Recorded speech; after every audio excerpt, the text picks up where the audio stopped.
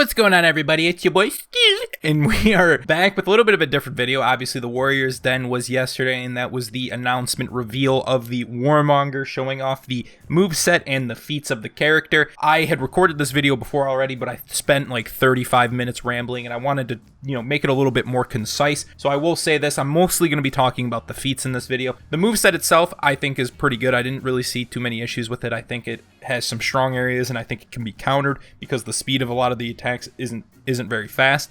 I think it'll be a pretty good dueler. Might not do as well in ganks. So to say, right? We're getting to the feats part. But I also want to say shouts out to the art team because it looks amazing. The armors look great. The weapons look great. And this video, guys, I'm not trying to be negative at all, right? If you're one of those people who makes like Reddit posts shitting on the devs, just shut the fuck up, right? There's no point in doing it because the character's not even out. I mean, people find a way to complain about anything, so you don't need to even shit on them because you haven't even had time to play with it. You don't know how effective the moveset or feats or whatever is going to actually be on live because it's a lot different just from showing the test version. So I just wanted to preface that before. I'm not trying to throw any shade or anything. I'm trying to be as constructive as I can, but again, I do think the character is cool, and mostly we're going to be talking about the feats. That's basic moveset, but now let's get into the feats, and this is the tier 1 feat right now that we're seeing, correct? So okay. This is pretty brutal. We did a lot of iteration on all of our feats. So as you can see, obviously it works in minion because they're your allies, right? Yeah. Of course. So. Oh my god. Wow. They just pop. Oh my god. It's like popcorn. Holy crap. Don't play like the Raider. Just try to get away, roll away from the lane, roll away from your friends, and don't be dumb and get your whole team killed. All right, so this is the first feat that they have. It's basically apply what they call corruption to your blade. You have about 15 seconds to actually hit a target. Once you do hit a target, you apply corruption. If there's two targets standing within each other, it does look what appears to be basically Nusha's new infection, which is 10 ticks at 10 damage each, because when you see the Kensei involved there, the Kensei goes down to about 1 bar, meaning that, it does just about as much as a normal infection would be, as well as if they're within the range, I'm assuming, of the Warmonger themselves. They have to be in that circle, so the Warmonger has to kind of keep up the pressure on them. And then it also then works on minions, so, but it's a little different from something like Caltrops, where it actually will kill the minions, but it won't kill your own, how something like Caltrops does. So you can actually stack it off of the point B or off of teammates, or just kind of use it in general in a 1v1 scenario. I'm going to save my final thoughts on everything to the very, very end. Right now I'm just going to be talking about like the feats and actually what they do first. Okay, so what do we have here? I think we're in tier 2. Yeah, we are. Yeah. So our tier 2 and 3 aren't doing anything by themselves. What they do is that they give Warmonger a passive ability whenever she's fighting somebody that is corrupted. So in this case, feat 2 means that you're healing a portion of the damage that you're doing to a corrupted target. So as you see on the Warmonger life bar right now, she's healing off the damage that corruption is doing. Wow. Okay, so she's going to be low here? Yeah, so here, as you can see, the Kensei is corrupted, but they don't have any friends around them, right? So normally they would be safe. But in this case, because Warmonger has her feat 2, as you can see on her life bar, she's healing a portion of the damage that she's doing, which gives her an advantage in the 1v1. So this is the second feat, right? You basically heal for a percentage of the corruption damage dealt, and again, it's going to be stacking a little bit more, I guess, if there's multiple people there involved, and obviously you get more health if you're attacking a person who is corrupted while you still have like corruption active on there. You're going to be seeing, as they saw, like they healed like over a full bar from like a light heavy, where normal tick, just corruption damage itself, was appearing to do about 5 health gained per tick. So it's about half as much, 5 ticks to get a full bar. If a full bar is about 25, then just normally it would do about 5, but it will do increased if you actually land attacks on them. So it seems at least that it's a pretty decent one for both being in ganks and in 1v1s, but that's how that one works as a passive ability. So that's feat 3. So what it does is that it makes the Warmonger do more damage to a corrupted target. So as you can see from the life bar on both Kensei, the one on the right has feat 3 active, which means that her heavy is doing more damage. And yeah, that's pretty straightforward. It also means that your corruption damage is going to be higher.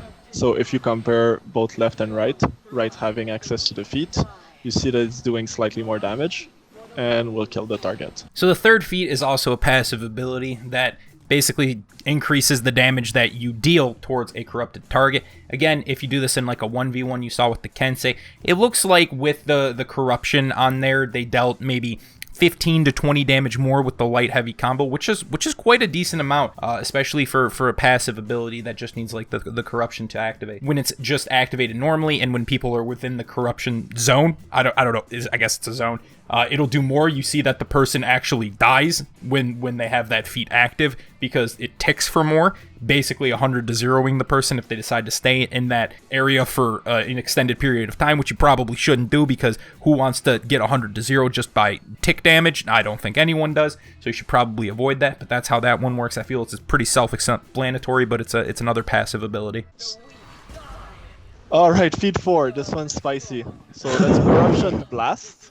So feat 1 is made to corrupt one target. This one is made for a bigger thing, let's say. So here you can see it's like an AoE basically. It blasts everyone in the AoE. Here we're only hitting the first target, the only Tiandi right in front of us, not the one on the left. Mm-hmm. Yeah. So that basically just does the same thing as if you were to hit them with your feat 1 in this scenario. But what we're aiming at is hitting multiple person with it. Oh, because as you can see, the corruption AoEs overlaps, so it deals double damage.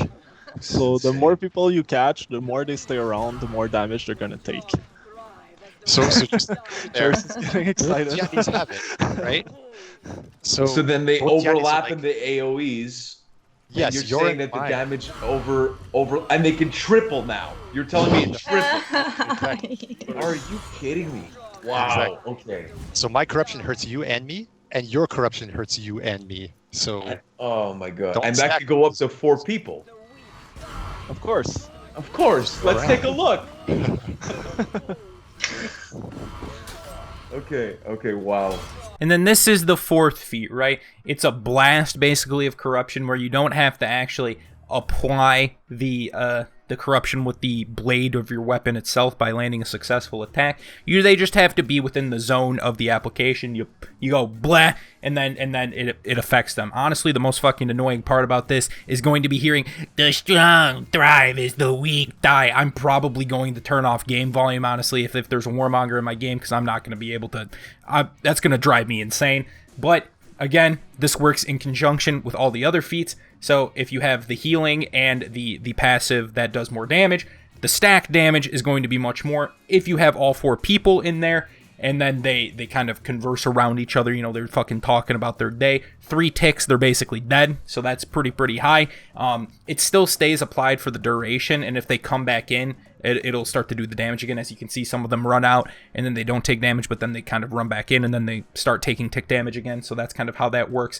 And again, it's just working in conjunction with all the other feats, and it seems to be pretty decent in terms of damage. Okay, so that's all the feats. I'm just going to have some of the gameplay in the background for those who didn't maybe see the moveset or whatever. But the feats on first reaction when I saw them, when I had watched it back, was I don't know about that one. That's a little bit of a head scratcher, right? So the first feat, one, it does a lot of fucking damage, right? If you're in the full thing, it does the same amount as Anusha 4th feat, which is the infection, the 10 ticks of 10 damage doing like 100, at least from the video. Obviously these numbers could be changed. What's the highest damaging tier 1 feat besides like if you put Fiery Tusk with, stacked fire damage on John Hu? Isn't it like Stun Trap at 15 damage? That's not very high. So something that can do potentially 100 damage is pretty good. Obviously you can still GB out of the application, and it's a pretty big window, but a lot of people, if you try to dodge away, it's not going to be working too well because they can catch you with that dash forward heavy, and they have 15 seconds to get an attack on, which is not going to be too difficult in my opinion. I feel like more often than not you will get corruption applied, and I can accept it being strong, whatever. As a tier 1, maybe it's a little questionable on as I'm thinking about it. But the real fucking crazy thing to me was the minions. It completely shuts down the minion lane, like 1,000,000%. It's legitimately better Caltrops, because Caltrops will kill your minions as well, depending on where you drop them.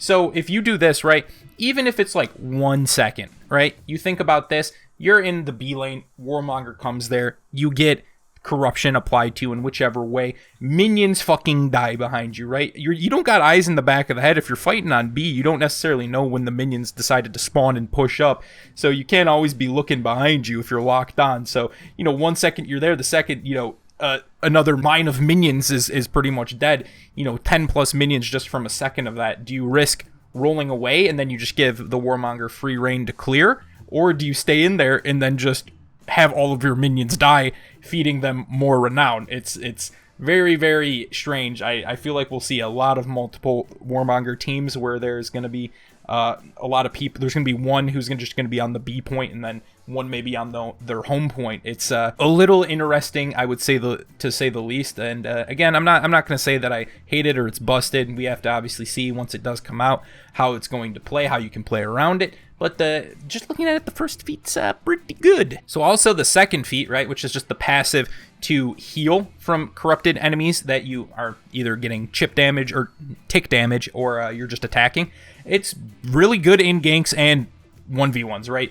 Even if you pop this in a 1v1, you're going to get health back, right? There's nothing wrong with getting health back from attacking. It's like maybe a slightly toned down version of like Shinobi's fourth feat that gives health back on every successive hit, and it's just health back on hits from, corrupted enemies. So it's basically the same sentiment there, and I don't think you will have too much trouble doing like damage to them. It didn't seem like crazy healing, but it probably, with damage numbers getting reduced, healing stuff has always been a question of mine, how much it's going to be. I really hope that it isn't the numbers that we potentially see here with the fight test, because things like that, we've talked about this with Yorm seems very, very strong, and second wind seems strong, because with attacks dealing less damage, if you're still healing for 50 damage, if you're healing for 10 with a punch, you're basically negating a lot of attacks with something that's supposed to be considered a pretty low tiered feat. It's supposed to be like something that's very, very easy to obtain and whatnot. So I could see that potentially being an issue. The feat as itself, healing on corrupted enemies, I don't think it's that's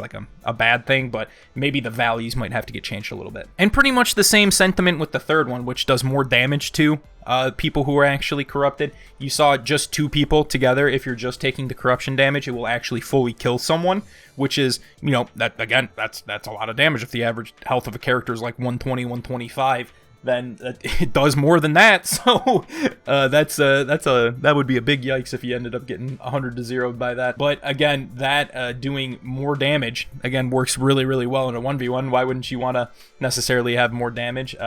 You're not really going to escape the Warmonger too bad. I think the Warmonger wants to fight in 1v1s, but also doesn't give a fuck if you gank. So it's very, very interesting how this is actually going to be. With that, the damage itself looked like it was pretty decent damage as well that you're doing extra. Like as you saw, they just did a light heavy combo, and it basically did almost a bar more with the passive activated, maybe like 15-20 damage, which is still pretty decent on 2 attacks. And then the fourth feat obviously is it's pretty strong, right? You don't have to apply anything. They just have to be within range of you. They can throw it on the ground. I know, honestly, everyone's going to want to disperse when that does happen. But, I mean, maybe if you're not wanting to run all the way back to your point to heal. They showed it when they had the fourth one up. Like, you do it, you instantly take a tick from that. That's like if you have all of your teammates grouped up on each other, which, they're saying you shouldn't. That's like over 40 damage just gone instantly to all of you. If you wait a little too long, it could be over half your health gone in 2 ticks for some people if you're not able to get far away enough from your teammates, which would really suck. Doing that, you're again going to be healing more if there's multiple enemies. You're going to get the stacked healing on that. You're going to get the stacked damage. And it's once you have the whole shebang shaboom right in there, it's gonna be it's pretty bad, right? And it's not even like you even have to throw things or aim things. There's no real if I could talk, there's no like projectiles that can be countered from like stealth or whatnot. It's like, at least with like really good feats, right? Fire Flask, you have to at least throw it. Nine times out of 10, I fucking throw it way past someone, dude, because my arm is so good. I could have made it in the majors, let me tell you. But yeah, so at least you have to aim a little bit with that, and it doesn't fully do this. I'm curious as well if the healing will counter the same way like Fire Flask, if it'll counter bleed, if it'll counter fire damage because you are healing from it. And as we've seen, healing does kind of eliminate those status effects. So I'm interested to see if that'll work the same. But like overall of this character, I feel like it's an honorable player's wet dream because you're forcing people to fight 1v1s. And honestly, I feel like the person who's in the 1v1 is going to be like, hey guys, maybe a little bit of help or something. Because you don't want to stand near each other. You don't want to be the cause of getting your teammates killed, right? Rolling into each other or whatever. And but still, while they have this stuff active, it's still going to be a threat because you're going to have to be on top of your game because if you do get hit by stuff, you will be taking more damage. Now, I did want to mention as well, it seems like the cooldowns are pretty quick. I saw a couple of stuff with the first and fourth feats, while that they were still active, still doing the tick damage to stuff, they started regenning, like, and for the cooldown and everything as the feat was still going on, which I'm not too sure about that. They might have to make an adjustment as that. It looks like the first feat, literally, as the thing on your screen right there, it was already, you know, a decent amount recharged. It maybe takes, like, I guess a minute, I would say, for the first feat to come up by the looks of it. So having the feat still go on, obviously you're not going to get all 10 ticks of the feat every single time. So I understand that. But it seems that the feat itself has a pretty low cooldown, at least for the first and the fourth. The fourth obviously is going to be longer. Maybe you'll get to use it twice in a match, but the first feat seems like the cooldown's pretty quick. So for my last thing, I want to go back to the actual Warriors Den and have you guys listen to this question that's asked by Michael to Stefan about how you actually counter it, because you guys are probably like, but Tony, you don't want me to get mad, but it's very boosted. What do? I cannot fight. Give me Sophilus. Like, this is the question that's asked, right? And then Stefan gives you the answer on how you should actually go about fighting said character. Okay, so then that's gonna lead into my second question, because you know, as an opponent of the Warmonger, let's say, how do you think is the best way to kind of deal with this new hero, and especially the abilities that she has within anti-ganking? Is there a certain approach that you guys have found, or it's going to be, you know, up for the players to figure it out? I mean, usually the way I try to look at it is like, you want to engage her in terms that are favorable or at least even for you. Don't send gank squads. Send one, and then ideally the second one rolls up once the fight is at some point engaged. It's dangerous for her to try to apply Corruption Blade in a fight with one person, and if she's halfway dead, then that's when suddenly you have a really good possibility to gank her. And at the end of the game, when you're scared of her tier 4, you've got scary tier 4s as well, so use yours to control those fights yourself. So isolation is key against this hero, basically. All right, so this is the answer, right? And when I saw that, this was probably the thing that I was like, the most head-scratching for me, just this comment. He says, you want to fight on terms that are favorable or at least even for you. Of course, I would say 108% of the time you would want to do that in any fight, right? You don't want to fight in an unfavorable scenario. You know, obviously you would have to if you were breaking and the last one alive. They say you don't send a gank squad, right? Send in one person, maybe that person starts to do decent, and then you can send in maybe someone else. Or if the person's starting to get hurt, like if the Warmonger's starting to do decent against that person, then you can send in some help. But I thought to myself, like, the fucking character's not going to be by themselves the entire time, right? You don't send a gank squad in for the Warmonger, but what stops the enemy team from sending a gank squad onto you? So you go into a 1v1 against a Warmonger, and then it turns into a 1v3 with a fucking Warlord and a Shaman just waiting there, and you're like, hey, guys, hey, could I potentially get a hand here? I am dying. And then your teammates do come, a little corruption gets applied, your teammate's like, man, I don't really want to have this stacked damage here. So, sorry, bud, it's better you than me, and then they die, and then they call you a fucking Tonka truck in the text chat, and then the whole team morale kind of goes down right there. So I thought this comment was kind of weird, right? Obviously, there's a threat if you're in a 1v1 and they're applying it, you can GBM out of it. It seems relatively easy to actually do that, right? I will say that. But hey, if you got multiple people there, sometimes it's not going to really be like that, you know? You're not going to find the Warmonger by themselves at all times in every 4v4 match, right? I just simply don't see that happening. And you can take, for example, a Warmonger coming into a fight late, right? Say you're already on a point fighting someone, maybe trying to go for the push for the opponent's home point, and you're fighting there maybe with someone else. Maybe it's like a 2v2. Warmonger comes in there. Do you just dip out? you know, a lot of the times you don't really know necessarily, maybe someone's fighting on the other side of the point, right?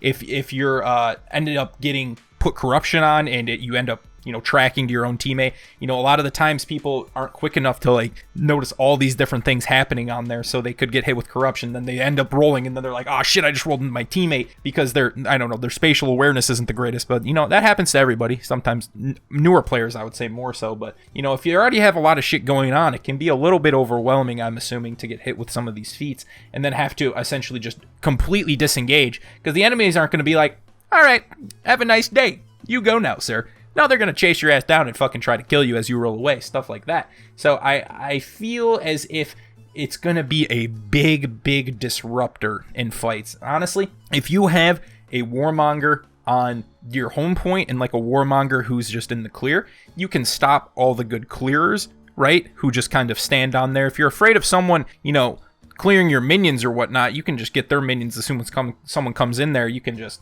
pop your corruption on them and get those minions killed. And then you have someone on the home point, so they're not going to really want to send more than at least one person there. And if they do, you can become a threat on there as well. So there's like no real reason for them to leave that. I just think it's I've never been a huge fan of feats that dictate the gameplay. That's why you see in like a lot of tournaments, feats banned that can actually just basically win a fight. They want people to win the fights, you know, with the moveset as normal. But again, I'm not trying to be negative. I'm just giving some observations of some things that I might think would be a little strange when it comes out. Again, we don't know. They could come out and it could be completely fucking shit, right? People saw traps first on Nusha and you're like, not gonna lie guys, kind of busted. And came out, you're like, not gonna lie guys, it's kind of shit. So you never know until it's actually live. People get a chance to play with the character, play against the character, figure out the correct way to play the character, figure out the correct way to counter the character. So I don't want, again, no slander to the devs at all, right? It's just the feats itself, and I've seen quite a few other people be like, it's a bit of a head scratcher moment. So this is just my opinion. If you guys enjoyed this, drop a like on it, comment, subscribe, and all that stuff. Just wrapping up again. Moveset's cool, armor's cool, the feats, getting a little whiff, okay? So have a nice day, guys. Stay safe. Appreciate the support. Peace.